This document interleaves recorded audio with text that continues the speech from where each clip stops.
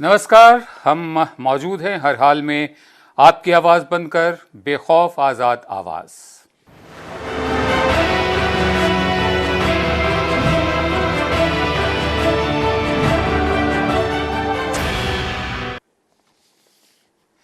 भारत में हर तरफ कोरोना का जिक्र जारी है। भारत में कोरोना वायरस के केसेस में लगातार बढ़ोतरी भी जारी है, लेकिन इसी बीच भारत में जो दूसरी बीमारियां हैं, ऐसा लगता है कि उससे अब लोग पीड़ित नहीं हैं, या तो पीड़ित अगर हैं भी वो हाशिए पर चले गए हैं।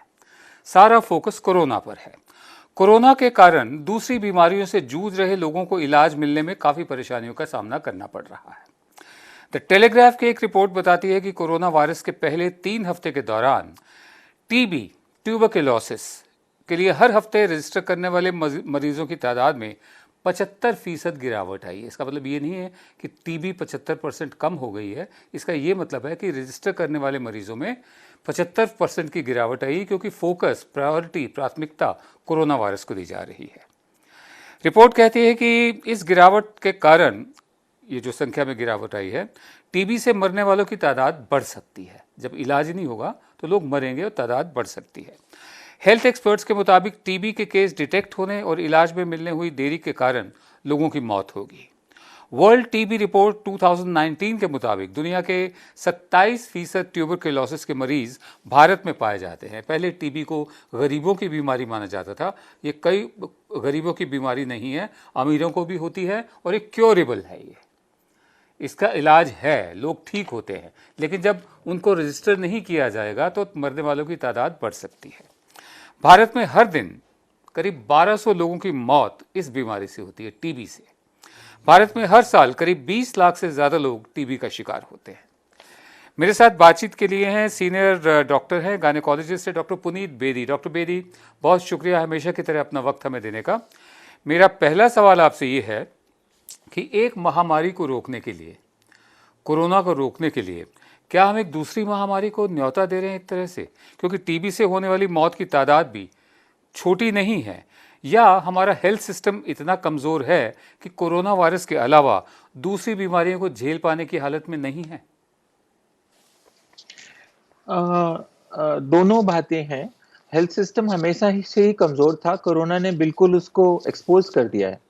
और दूसरी जो रिस्पॉन्स आया है कोरोना का, बहुत देर तक हम डिनाइल में रहे और उसके बाद काफ़ी जो एक्सप्लोसिव सा रिस्पॉन्स आया है, जैसे कि और कुछ दुनिया में है ही नहीं। तो एक लॉजिकल है सारी दुनिया में जो हुआ है कि रूटीन प्रोसीजर जैसे गॉल ब्लैडर सर्जरी है या हर्निया है, जो साल 6 महीने आराम से टाला जा सकता है, उनको अब टालने की कोशिश की जा रही है हर सारी दुनिया में। लेकिन जो ट्रीटमेंट होनी चाहिए जिनकी, जैसे प्रेगनेंसी है या जैसे हैंडीकैप लोग हैं, जैसे बड़े बुजुर्ग लोग हैं, किडनी के पेशेंट्स हैं, ट्यूबरकुलोसिस के पेशेंट्स हैं, उनका तो इलाज हम नहीं रोक सकते ना। तो वो जो प्रायोरिटीज कुछ एक्सप्लेन नहीं करेंगे, जो कई हॉस्पिटल्स ने तो बिल्कुल पेशेंट्स लेने से ही मना कर दिया है, नॉन कोरोना पेशेंट्स, बहुत बड़े बड़े हॉस्पिटल भी और छोटे क्लिनिक्स भी।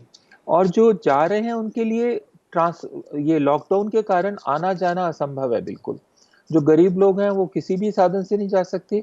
जो प्राइवेट अपनी जिनकी गाड़ियां हैं वो जा सकते हैं पुलिस वगैरह से रिक्वेस्ट करके, लेकिन पेशेंट फॉल बहुत कम हो गया है गवर्नमेंट हॉस्पिटल्स में। और पिछले 2-3 साल में एक ये फ्लाई बाय नाइट ऑपरेटर्स आए हैं, जो प्राइवेट सी छोटी सी गाड़ियां आपने देखी होंगी दिल्ली में, टुई टुई करके इधर उधर घूमती है, जो रेगुलर एम्बुलेंसेज नहीं है पर पेशेंट ट्रांसपोर्ट व्हीकल्स कह सकते हैं। उन्होंने मनमाने दाम ले शुरू करना उन लोगों से जो जिनको अस्पताल जाना ही पड़ता है किसी कारण से। सो एक्सेसिबिलिटी का मैं आगे बढ़ता प्रॉब्लम हूं, है, अवेलेबिलिटी का मतलब प्रॉब्लम है, और जी प्रायोरिटाइज का। जी, अवेलेबिलिटी का प्रॉब्लम है। दूसरा आपने क्या बताया? एक्सेसिबिलिटी का। अगर डॉक्टर अवेलेबल भी है तो डॉक्टर पेशेंट के पास आने जाने के साधन नहीं है। तो हो क्या रहा है कि डॉक्टर जो अफोर्ड नहीं कर सकता वो अस्पताल से अस्पताल दर दर भटकता रहता है, और जो अफोर्ड कर भी सकता है वो किसी भी कारण, और हम सब जानते हैं इस देश में बहुत अच्छे और बहुत एवरेज डॉक्टर्स भी होते हैं, तो जो पे भी कर सकते हैं वो उसी डॉक्टर पे जा रहे हैं जो भी उनको मिल रहा है इमरजेंसी में। इसमें सबसे ज्यादा क्लासिकली प्रेगनेंसी केयर में जी बहुत प्रॉब्लम हो रही है।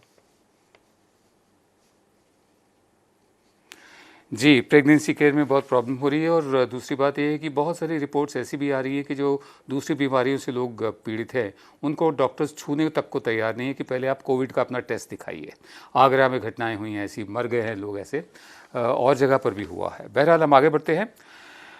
कोरोना वायरस के दौरान आयुष्मान भारत योजना, जो प्रधानमंत्री नरेंद्र मोदी की योजना है, इसके दौरान आयुष्मान भारत योजना के तहत लोगों को इलाज नहीं मिल पा रहा है।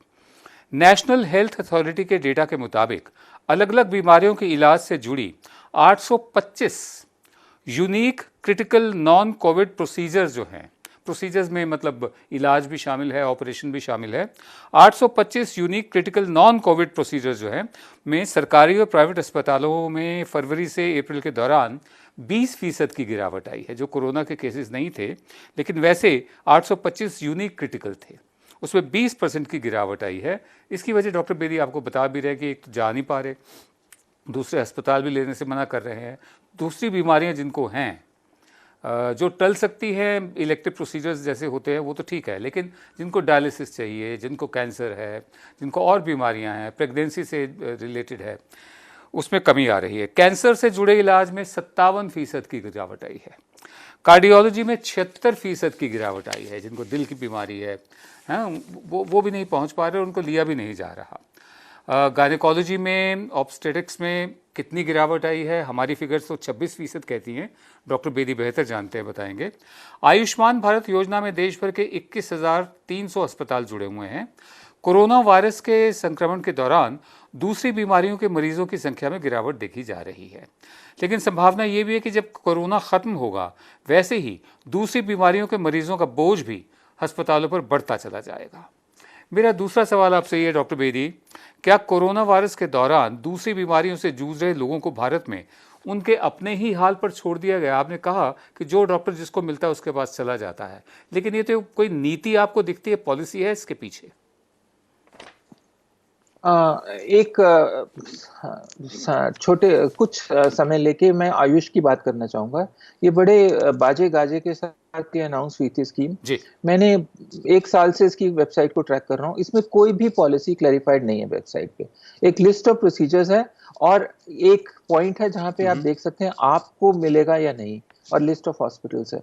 ये कितनी स्कीम चल रही है, ये सिर्फ गवर्नमेंट के क्लेम्स और प्रेस कॉन्फ्रेंसेस के ऊपर डिपेंडेंट है। इनका ऑडिट कौन कर रहा है हमें नहीं मालूम, बाकी जैसे ये सरकार चल रही है। तो आयुष के अंडर स्कीम अगर कोरोना प्रायोरिटी है तो ऑब्वियसली गॉल ब्लैडर, कैटरैक्ट, ये सब प्रोसीजर्स कम होंगे, ये माना जा सकता है। लेकिन टीबी और रीनल फेलियर और कैंसर जैसी बीमारियां कम होंगी, ये नहीं माना जा सकता। इसका मतलब हेल्थ केयर बहुत लॉपसाइडेड हो गई है। तो इसमें दो चीजें हैं। पेशेंट भी अस्पताल जाने से डर रहा है, उसे लग रहा है कि अस्पताल में उसको कोरोना वायरस हो जाएगा, और जी डॉक्टर्स भी स्पेशली जो हमारी उम्र या हमसे बड़े हैं, वो उनको डर लगता है कि उनको कोरोना हो जाएगा तो उनकी जान को खतरा है। तो ऑफिशियली और फिर लॉकडाउन है, तो जो रूटीन प्रोसीजर्स थे, अब जैसे एक हैंडीकैप बच्चा है उसको अस्पताल ले जाना है तो अकेले नहीं जाता, वो उसके पूरा पैराफर्नेलिया होता है। या कैंसर मरीज है एडवांस स्टेज पे, तो उसके लिए पूरा उसके साथ अटेंडेंस चाहिए होते हैं। तो उनकी एंट्री बहुत हॉस्पिटल्स ने, पब्लिक हॉस्पिटल्स ने बंद कर दी कि सिर्फ पेशेंट आएगा और अटेंडेंट नहीं आएगा। तो छोटे बच्चे, हैंडीकैप लोग और सीरियस मरीज अकेले नहीं आ सकते। तो कुछ पॉलिसी लेवल पे प्रॉब्लम्स हैं। और एक्सेस टू आयुष में क्योंकि इतने लोग, कोई सड़कों पे चल रहा है, कोई भूखा मर रहा है, तो कहाँ से वो अपना आधार ढूंढेंगे, कहाँ से वो पर्टिकुलर अस्पताल ढूंढेंगे जहाँ पे आयुष वैलिड होगा ये, और कहाँ से वो पहले वेबसाइट पे चेक करेंगे जी उनको अवेलेबिलिटी है। एट बेस्ट कहते हैं 5-50 करोड़ लोग कवर थे, तो बाकी 80-85 लोग का क्या हो, करोड़ का क्या होगा, ये क्लियर नहीं है। तो ऑब्वियसली वो स्कीम्स जी भी एडिक्वेट थी और उसमें लिस्ट ऑफ प्रोसीजर्स सब प्राइवेट प्रैक्टिस बेस्ड थे, क्योंकि पब्लिक हेल्थ से गवर्नमेंट ने बिल्कुल अपना पल्ला छुड़ा लिया है।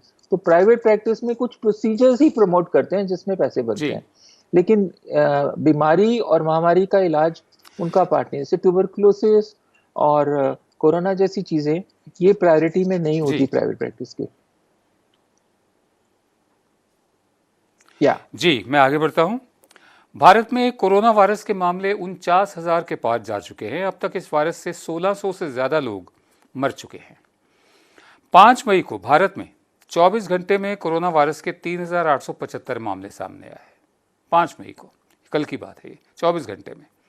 तो टेलीग्राफ की एक रिपोर्ट के मुताबिक पब्लिक हेल्थ एक्सपर्ट्स का मानना है कि भारत में कोरोना वायरस के मामले एक्सपोनेंशियल रेट से आगे बढ़ रहे हैं। ये हम शुरू से ही कहते आए हैं, ये कोई मतलब जो प्रोग्रेशन है ये एक्सपोनेंशियल है। ये 1 से 2, 2 से 4, 4 से 6 नहीं है। ये 1 से 2, 2 से 20, 20 से 60 एक्सपोनेंशियली एकदम ऊपर जा रहे हैं ये। Clinical virologist doctor T Jacob John कहते हैं कि ये एक अवलांश की शुरुआत है। अवलांश जैसे भूस्खलन होता है जब पहाड़ गिरते हैं, ये उसकी तरह है। एक्सपर्ट्स कहते हैं कि कोरोना वायरस के मरीजों की असल संख्या अब तक नहीं बताई जा सकती, क्योंकि सरकार उनका टेस्ट जो कर रही है उन्हीं का ही टेस्ट कर रही है जो पॉजिटिव मरीजों के संपर्क में आए या जिनमें गंभीर लक्षण हैं। Senior virologist doctor Shahid Jameel के मुताबिक लॉकडाउन के कारण भारत में कोरोना के संक्रमण जो है, इन्फेक्शन, उसकी रफ्तार तो धीमी हुई है, पर हम केसेस को बढ़ने से नहीं रोक पाए हैं। लॉकडाउन में मिलने वाली छूट के बाद एक्सपर्ट्स मानते हैं कोरोना वायरस के मामले अभी और बढ़ेंगे। उनके मुताबिक वैक्सीन के बिना ये वायरस फैलता जाएगा और करीब 60% लोग इसकी चपेट में आ सकते हैं। डॉक्टर बेरी, मेरा आखिरी सवाल आपसे ये है, भारत में कोरोना वायरस के मामले जिस तेजी से बढ़ रहे हैं, ऐसे में लॉकडाउन में छूट गलत वक्त पर दी गई या लॉकडाउन के दौरान भी सरकार ने पूरी तैयारी नहीं की? अब इस वक्त कुछ लॉकडाउन चल रहा है, कुछ हर्ड इम्यूनिटी चल रही है, ये सोचा समझा है या अंधेरे में हाथ पांव मारने की कोशिश है? आई थिंक कि ना तो लॉकडाउन कोई सोची समझी स्ट्रेटेजी का पार्ट था, और ना अब ओपनिंग द लॉकडाउन कोई सोची समझी स्ट्रेटेजी का पार्ट है। रेवेन्यू कम हुआ तो दारू की दुकान खोल दी, एमएसएमई से प्रेशर आया तो कुछ फैक्ट्रीज खोलने का शुरू करा, हाउसिंग लॉबी से मतलब बिल्डिंग कंस्ट्रक्शन लॉबी से प्रेशर आया तो माइग्रेंट वर्कर्स को वापस आने से रोक दिया। तो बहुत हैपेजर्ड पॉलिसी है। लेकिन लॉकडाउन जिन देशों ने नहीं किया उन्होंने अपना अरेंजमेंट किया, जिन्होंने किया उन्होंने लॉकडाउन के दौरान बहुत ज्यादा टेस्टिंग, आइसोलेशन और कांटेक्ट ट्रेसिंग करी। हमने, मुझे नहीं लगता, दोनों ही करी। तो ये जो नंबर्स भी हम देख रहे हैं 4,000 5,000 पर डे, ये probably tip of the iceberg है। हमने इतनी एक्सटेंसिव करी नहीं लॉकडाउन, और कोई भी स्टेटिस्टिशियन जिसकी थोड़ी सी समझ स्टेटिस्टिक्स की है वो आपको बता सकता है कि अभी वोल्केनो फटने वाला है, और जब वो फटेगा या एवलांश आएगा, जैसे भी आप देखना चाहते हैं, तो बहुत ज्यादा प्रॉब्लम होगी। मेरा अनुमान ये है कि इस मई के एंड तक या जून में और ज्यादा, बहुत ज्यादा हम ये प्रॉब्लम्स में घिर जाएंगे, और सारा हेल्थ स्ट्रक्चर चरमरा रहा है। कोरोना की केयर तो एक बात है, क्योंकि यंग लोगों में जब होता है तो शायद सेल्फ क्योरिंग है, और उसी से, जिसको हम हर्ड इम्यूनिटी कहते हैं, पीपल गेट बेटर। लेकिन जो बाकी बीमारियों से अगर 3 4 6 महीने हमारा हेल्थ स्ट्रक्चर बिल्कुल क्रैश कर जाएगा, तो टीबी से, कैंसर से, किडनी लिवर फेलियर से बहुत ज्यादा नुकसान होगा देश को, जो हेल्थ वाइज। इकोनॉमिकली जो होगा वो तो आपके सामने है। जी डॉक्टर पुनीत बेरी, बहुत बहुत शुक्रिया आपका, हमेशा की तरह अपना वक्त देने के लिए। एक बहुत बड़ा सवाल है, बुनियादी सवाल है, क्या मजदूर जो होते हैं, क्या मजदूर सिर्फ फायदा पहुंचाने की मशीन है? क्या बतौर इंसान उनके अपने कोई अधिकार नहीं है, हक नहीं है, हुकूक नहीं है? द क्विंट की एक रिपोर्ट है, उसके मुताबिक कर्नाटक के मुख्यमंत्री BS येदियुरप्पा ने बिल्डरों से बात करने के बाद वो तमाम मजदूर जो घर वापस जाना चाहते थे, जिनके लिए ट्रेन्स का भी ऑर्डर हो गया था कि ट्रेन्स ले जाएंगे उनको, वो सारी ट्रेन्स रद्द करवा दी हैं। ये एक ट्रेन चलनी थी बेंगलोर से लेकर दानापुर बिहार तक, दिन में 3 ट्रेन चलनी थी इस डेस्टिनेशन के लिए, उन सबको रद्द कर दिया क्योंकि बिल्डर्स ने ऐसा कहा। इन ट्रेनों के जरिए ये मजदूर अपने घर जाने वाले थे। ये फैसला लिया सरकार ने confederation of real estate developers and developers association of India के साथ बैठक के बाद लिया फैसला। बैठक में ये फैसला इसलिए लिया गया क्योंकि अर्थव्यवस्था को बेहतर करने के लिए कंस्ट्रक्शन एक्टिविटी की ज़रूरत है, उसको शुरू करने की ज़रूरत है, उसके लिए मजदूरों की ज़रूरत है। द क्विंट की एक और रिपोर्ट के मुताबिक कर्नाटक में ट्रेन पकड़ने की उम्मीद में आए मजदूरों पर लाठीचार्ज भी किया गया। आंध्र प्रदेश में के कोवूरू में घर जाने की मांग कर मजदूरों पर लाठीचार्ज किया गया है। डेक्कन हेरल्ड के मुताबिक केरल से बिहार जाने वाली 5 ट्रेनों को और रद्द कर दिया गया क्योंकि बिहार ने इसकी इजाज़त नहीं दी। मतलब उनके अपने राज्य ने, जहां उनका अपना घर है, गांव है, वहां के सरकारें कहती कि हम नहीं संभाल पाएंगे अपने ही लोगों को जो वापस आना चाहते हैं। अब देखिए, ना इधर के रहे ना उधर के रहे। एनडीटीवी की एक रिपोर्ट के मुताबिक सूरत से बिहार आने वाले मजदूरों ने यह कहा कि सरकार के मुताबिक उनसे पैसे नहीं लिए जाएंगे, लेकिन उल्टा उनसे टिकट के ज्यादा पैसे लिए गए हैं। दरअसल 47% सब्सिडी तो पहले ही सरकार देती थी, उसको 57 बना दिया गया, और क्योंकि वापस खाली आनी है ट्रेन, उसके खर्चे भी जोड़ के कह दिया कि हम 85% सब्सिडाइज कर रहे हैं, बाकी राज्य सरकारें करेंगी। ये शब्दों की चालाकी थी, ब्यूरोक्रेटीज थी। टिकट का ये है, ऑर्डर साफ कहता है कि जो रेलवे है टिकट वो प्रिंट करेगी, रेलवे करेगी, जो केंद्र के अधीन आती है। उसके बाद वो जो राज्य सरकारों के जो अधिकारी हैं उनको देगी वो, और वो they will cover the cost. Cover the cost शब्द का इस्तेमाल किया गया है। जिसको टिकट देंगे उससे कीमत वसूल करेंगे पूरी, फिर जाने दिया जाएगा। तो ये झूठ है, गलत है सूचना ये, और सुप्रीम कोर्ट में भी मना कर दिया सरकार ने ये फिगर देने से, क्योंकि वो कितना सब्सिडाइज कर रही है। मेरे साथ है अर्थशास्त्री प्रोफेसर रवि श्रीवास्तव। सर, बहुत बहुत शुक्रिया हमेशा की तरह अपना वक्त हमें देने के लिए। मेरा पहला सवाल आपसे ये है कि मज़दूरों से उनकी जो एक बेसिक डिग्निटी होती है, जो एक जिंदा रहने के लिए ज़रूरी होती है, वो भी छीनी जा रही है। क्या उन्हें इंसान के बजाय सिर्फ अर्थव्यवस्था को आगे बढ़ाए जाने की मशीन के रूप में देखा जा रहा है? क्या वो बंधुआ मजदूर हैं या प्रवासी मजदूर हैं, माइग्रेंट लेबरर हैं? देखिए, इस समय जो मौलिक अधिकार इन मजदूरों के हैं, जो संविधान ने उन्हें आर्टिकल 14, आर्टिकल 19 के तहत दिए हैं, वो उनसे छीने गए हैं और छीने जा रहे हैं, निरंतर छीने जा रहे हैं। जिस तरह का मानवीय संकट इस समय जिसका परिदृश्य हम देख रहे हैं, हम में से किसी ने भारत में इस तरह का दृश्य नहीं देखा है। हजारों लाखों मजदूर सड़कों पर उतर आए हैं, पैदल चल रहे हैं, साइकिल पर चल रहे हैं, परिवार के साथ चल रहे हैं, गोद में बच्चों को लेकर चल रहे हैं, और उनकी मृत्यु हो रही है। इस तरह का मानवीय संकट हमने कभी नहीं देखा, और इस तरह के मानवीय संकट का इतना अनमानवीय प्रतिक्रिया हमने केंद्र सरकार और राज्य सरकारों की ओर से कभी नहीं देखी। उसका प्रमुख कारण वही है जो आपने कहा, सरकारें उद्योग सेंट्रिक अप्रोच को अपना रही हैं, पूंजी के पक्ष में एक दृष्टिकोण को अपना रही हैं, और केंद्र सरकार ने शुरू से ही उसके जितने सर्कुलर हैं, जितने नोटिफिकेशन हैं, अगर हम मार्च 28 और 29 से इस दृष्टिकोण से देखें तो ये स्पष्ट हो जाता है कि पूंजी के पक्ष में उसने इन नोटिफिकेशंस को जारी किया है।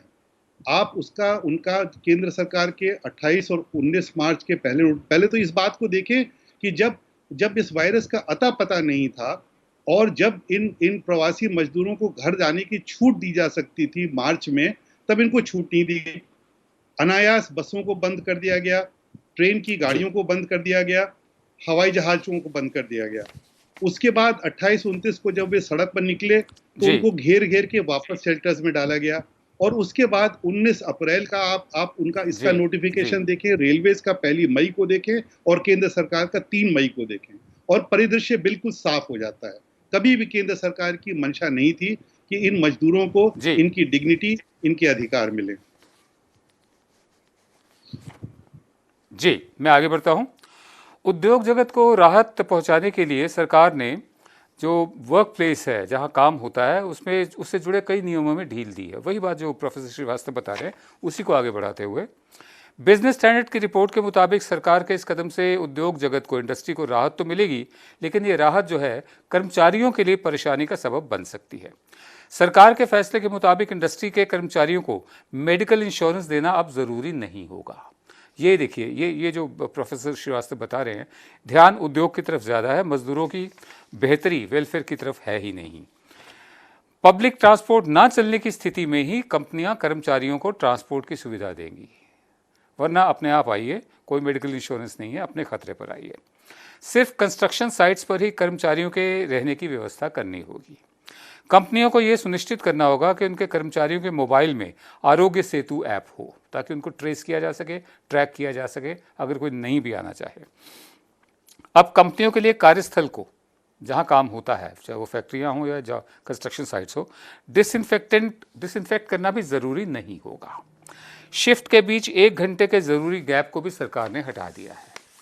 सर, मेरा दूसरा सवाल आपसे यह है कि पहले कई राज्यों ने काम के घंटे बढ़ाकर 12 घंटे कर दिए। अब केंद्र ने इन नियमों में छूट दी है। क्या कोरोना की आड़ में कर्मचारियों, मजदूरों, उनके और ज़्यादा मतलब एक्सप्लॉयटेशन का जिक्र हो रहा है? वही बंधुआ मजदूर वाली बात है। ये जो कदम उठाए गए हैं, ये इनकी मतलब कितने वाजिब हैं या इनकी ज़रूरत क्या थी? देखिए, इसकी आड़ में, कोरोना की आड़ में जो 12 घंटे काम के किए गए हैं, कई राज्यों ने किए हैं, ये आईएलओ के कन्वेंशंस के विपरीत है।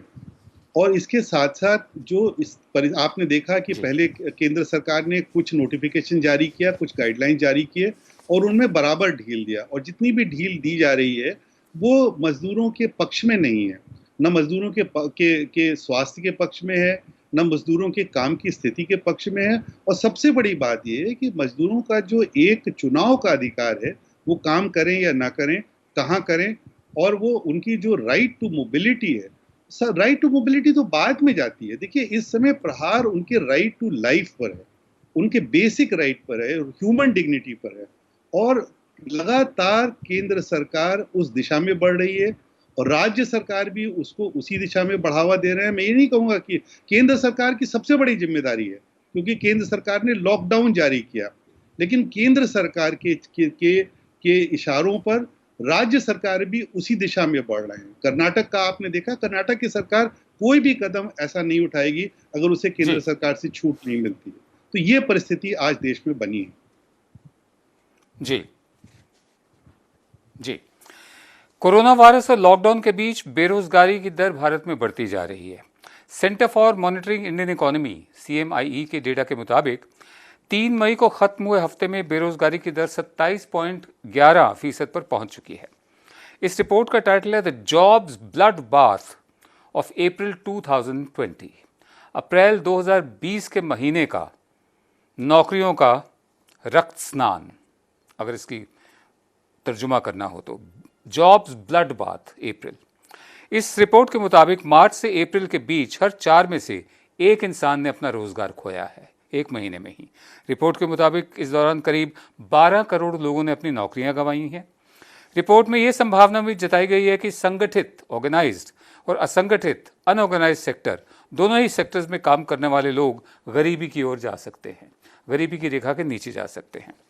इससे ज़्यादा प्रभावित इस बार असंगठित क्षेत्र ही हुआ है, इस बार भी कहूँगा मैं।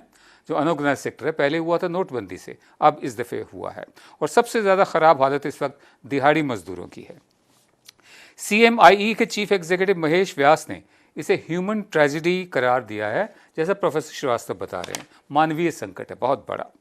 रिपोर्ट के मुताबिक सैलरीड कैटेगरी में भी 38% लोगों के पास कोई job security, job contract, paid leave जैसी सुविधाएं नहीं है। सर, मेरा आखिरी सवाल आपसे ये है, तेजी से बढ़ती बेरोजगारी के लिए सरकार को कौन कौन से कदम उठाने चाहिए? क्या वो उठा रही है या नहीं?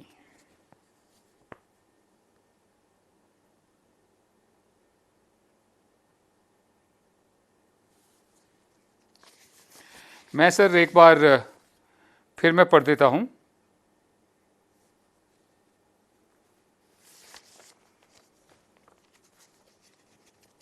मैं एक बार पढ़ देता हूँ। प्रोफेसर रवि श्रीवास्तव से हमारा थोड़ा संपर्क खत्म हो गया, बन रहा है। कोरोना वायरस और लॉकडाउन के बीच भारत में बेरोजगारी की दर बढ़ती जा रही है। Centre for monitoring Indian economy के डेटा के मुताबिक 3 मई को खत्म हुए हफ्ते में बेरोजगारी दर 27.11% पर पहुंच चुकी थी। रिपोर्ट के मुताबिक, इस रिपोर्ट का टाइटल जो है वो है the jobs blood bath of April 2020।